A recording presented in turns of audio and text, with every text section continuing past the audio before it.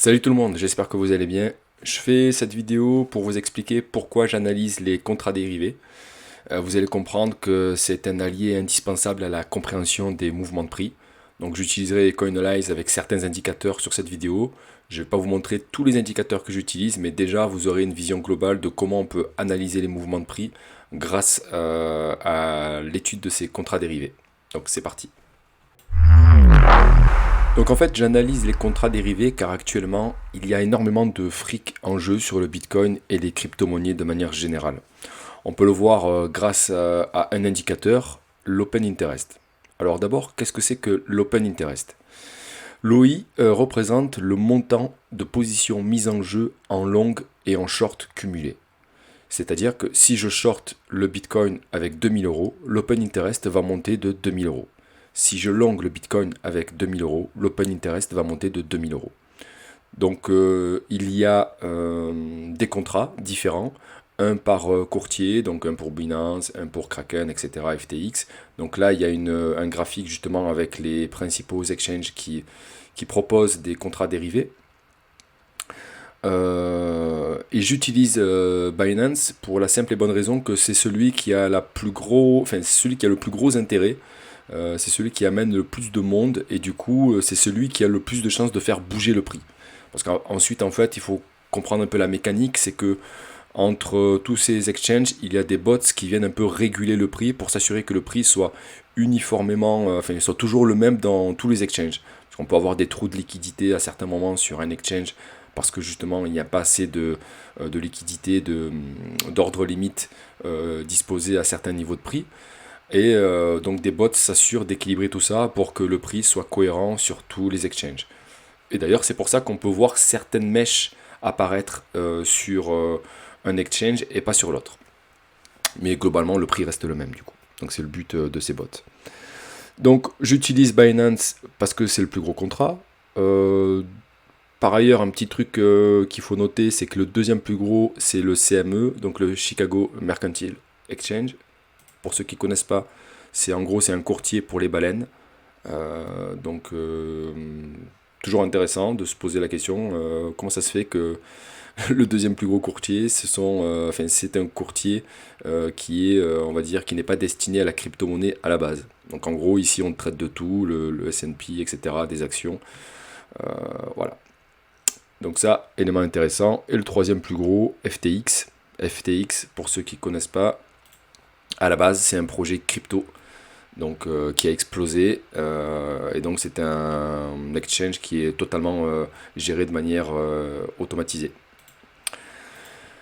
Donc voilà pourquoi j'utilise Binance jusqu'à présent, mais méditons quand même sur le fait qu'on a le CME qui est juste derrière avec énormément d'intérêt. Donc ça c'est les institutionnels, hein, c'est les gros portefeuilles institutionnels qui traitent pas que le Bitcoin, ils sont largement présents sur le Bitcoin et sur d'autres projets, mais voilà. Donc intéressant quand même que ce soit le deuxième plus gros.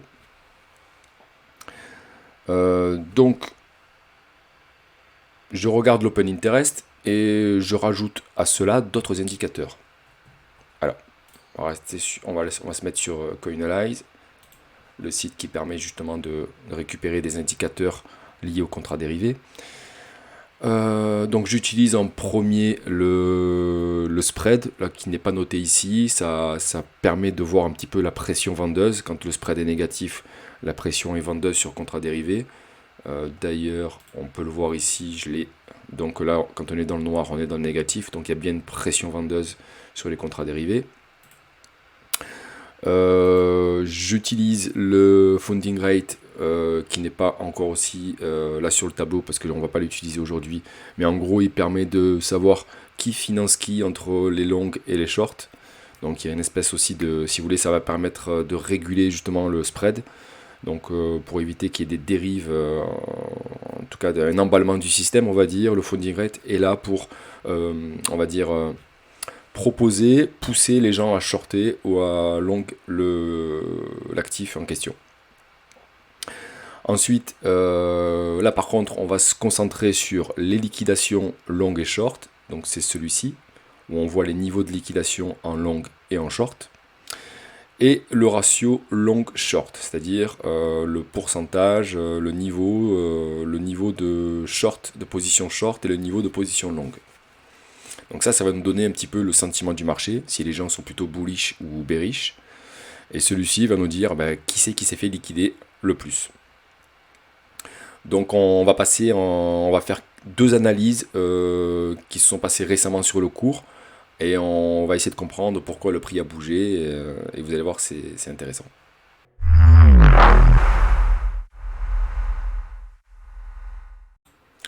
Donc nous voici sur Coinalyze, le site qui permet de récupérer des indicateurs liés à l'activité des contrats dérivés. Je ne vais pas tous vous les montrer aujourd'hui, on va se concentrer sur certains. Mais je pourrais vous parler du spread, du funding rate. Donc le spread, il va indiquer en fait une pression acheteuse ou vendeuse sur contrat dérivé. Le funding rate, lui, qui va un petit peu équilibrer le spread en incitant à financer, en incitant un financement sur les longues ou sur les shorts. Mais aujourd'hui, on va se concentrer sur les liquidations, les niveaux de liquidation, long et short, les ratios long-short, le nombre de positions, donc ça va me donner un petit peu le sentiment du marché, et puis l'open interest. Donc avec ces trois indicateurs, on va déjà pouvoir comprendre certains mouvements de prix.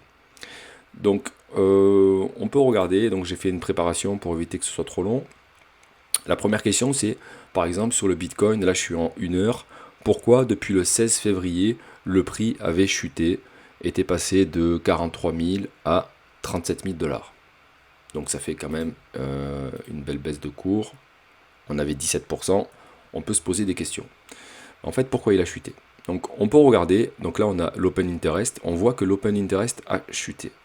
Là, ici, c'est l'indicateur de ratio long-short. On voit qu'il y avait une majorité de longues qui étaient positionnées. Et qu'est-ce qui s'est passé sur l'indicateur des liquidations? On voit en rouge que les liquidations de longues ont eu lieu. En gros, ce qu'il faut comprendre, c'est que quand la diminution de l'open interest intervient, c'est qu'il y a des clôtures de position. Ça veut dire que soit les gens ont fermé leur position parce qu'ils avaient peur de se faire liquider, soit ils se sont fait liquider. Donc ici, on peut voir qu'avec l'indicateur ratio long-short, on avait une majorité d'optimistes de longues. Donc en fait, les gens voulaient voir le cours au-dessus. Et qu'est-ce qui s'est passé? Donc je rappelle, ici, les gens étaient là. Et en fait, ce qu'ils ont fait, en gros, ils ont positionné leur cible un peu plus haut et ils se sont protégés avec des niveaux de stop. Ok. Donc il faut imaginer toujours pareil, une majorité de gens ayant cette posture avec des niveaux de stop plus bas que le cours. Ok. Donc en gros, une majorité de longues. Et qu'est-ce qu'a fait le marché? En gros, il est venu, il a poussé en fait avec des mouvements de prix que je pourrais expliquer sur une autre vidéo quand j'expliquerai un petit peu les mouvements de marché, qui sont les acteurs du marché. Là ici, il faut imaginer qu'il y a des intérêts avec les market makers et avec certaines baleines, certains fonds de gestion. Mais en gros, on a la possibilité en mettant des ordres limites de persuader de ne pas augmenter le prix en mettant des murailles de prix en ordre limite, en gros. Donc ça fait un truc un petit peu comme ça, où il y a une muraille de prix en ordre limite, donc c'est-à-dire qu'ils sont en attente d'être exécutés. Et donc en fait, ça devient compliqué de pousser le prix vers le haut parce qu'il y a énormément d'ordres qui sont en attente d'exécution. Donc pour ça, en fait, il faudrait qu'il y ait une pression à l'achat. Et donc ça demande plus d'efforts pour le marché d'aller vers le haut que d'aller vers le bas. Alors, en gros, voilà un petit peu la mécanique. Donc l'open interest chute. Ok, donc les positions se ferment. On voit que les longues ici jusqu'à présent tenaient, ils étaient toujours bullish, ils étaient toujours optimistes. Et en même temps, on voit les niveaux de liquidation. Donc je vais agrandir un petit peu. Donc quand la barre est, plus la barre est longue, plus il y a un niveau de liquidation élevé. Donc en gros, on les a liquidés majoritairement jusqu'à ce niveau à peu près ici. Donc là, on voit la chute du cours d'ailleurs. Liquidation, ok. Donc on a eu une majorité d'optimistes qui ont été liquidés. Voilà pourquoi le marché est allé rapidement clôturer plus bas. C'est en partie dû justement à des manipulations de prix sur les ordres, ainsi que la volonté d'aller chasser un petit peu les optimistes qui ont mis un peu trop de stop, de niveau à venir chercher pour créer de la transaction et faire, si vous voulez, faire en sorte que le courtier se gave. Donc ça peut expliquer le premier mouvement de prix qu'on a vu ici, la chute du cours. Ensuite, deuxième chose ici, que je voulais expliquer, c'était, on entend souvent parler sur YouTube du short squeeze. Donc qu'est-ce qu'un short squeeze? En gros, c'est quoi? C'est quand en fait on a une poussée haussière violente, plus ou moins violente, hein, mais là on voit avec de belles bougies vertes. Mais en fait, ça induit quelque chose qu'il faut comprendre, et je vais vous l'expliquer. Donc en gros, ce qui s'est passé, on voit que l'Open Interest a chuté à ces niveaux-là, avec une clôture, position ici. Et ensuite, on a un ratio short élevé. C'est-à-dire que là, par contre, on avait une majorité de pessimistes. Et oui, parce qu'une fois que le prix a chuté, les gens étaient pessimistes, ils se sont dit, bah, le prix va continuer de chuter. Donc qu'est-ce qu'ont fait les gens, enfin les traders? Ils étaient positionnés quelque part par ici, et ils se sont dit, bah, moi je vais short le Bitcoin. Ok. Alors voilà, ils étaient par là. Donc ils ont mis un niveau de stop ici, et ils ont projeté un prix plus bas, à je sais pas combien, pour dire moi je short. Et en gros, que fait le marché? Intérêt. Le marché avait un intérêt à venir chercher les niveaux de liquidation, et en fait, les transactions se font dans le sens inverse. On avait du coup, on peut voir en même temps que le niveau de liquidation short a eu lieu récemment, ici, donc sur la montée. On peut donc du coup se poser la question, ici, voilà, les niveaux de short, en fait, je vais le faire ici, on va l'agrandir, voilà. En gros, on peut s'imaginer que leur stop était quelque part par là. Et en fait, ils se sont fait bouffer leur stop, et ça a créé, si vous voulez, une cascade, un short squeeze. Donc une aspiration du marché, parce que c'est très facile de venir chercher ces niveaux de prix en ayant au même moment des blocus d'ordre limite sous les niveaux du cours. C'est-à-dire qu'il y avait de la difficulté à venir chercher des prix plus bas. Il y a des ordres limites qui se sont positionnés à ce niveau-là. Et en gros, donc le marché avait d'autant plus de facilité à venir chercher le cours plus haut. Donc voilà ce que c'est qu'un short squeeze en gros. Donc on a en même temps la diminution de l'open interest parce que des clôtures de position sur les shorts se sont faits. On a liquidé les shorts. On voit le niveau short ici qui a augmenté. Et pour l'instant, ce qui est bon pour le Bitcoin, c'est que le niveau, le ratio long short est toujours élevé au niveau des shorts. Donc on a toujours des gens pessimistes. Donc il faudrait que ce niveau continue, reste là. D'ailleurs, il est corrélé très fortement avec l'indice, l'indicateur de peur du marché. Là, actuellement, on est toujours dans la peur. Donc voilà, c'est souvent des signes de bottom, de support.